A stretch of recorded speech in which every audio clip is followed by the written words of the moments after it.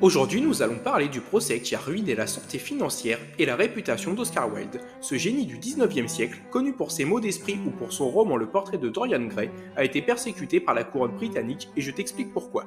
En 1895, Wilde joue sa pièce L'important d'être constant dans un théâtre de Londres, mais le père d'Alfred Douglas, qui était son petit ami, est alors présent dans la salle et accuse publiquement Oscar Wilde d'avoir des relations homosexuelles, ce qui est alors un crime en Grande-Bretagne.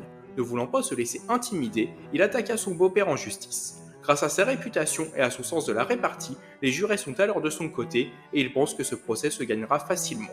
Malheureusement, les avocats de M. Douglas amènent les débats sur la sexualité de Wilde qui finit par être débouté. La couronne britannique se mêla alors de l'affaire et attaqua l'écrivain le 26 avril 1895. Malgré une très belle plaidoirie, tout le monde tourna le dos à celui qui était alors considéré, à juste titre, comme un génie, et il reçoit la peine maximale encourue. En sortant de prison, il quitta le Royaume-Uni pour aller vivre à Paris, vivant sous le pseudonyme Sébastien Melmoth. Il mourut en 1900, 3 ans après son arrivée en France. La légende raconte que ses derniers mots furent « Je meurs comme j'ai vécu, largement au-dessus de mes moyens ». Un génie jusqu'à son dernier souffle. Si tu veux plus d'anecdotes, alors abonne-toi.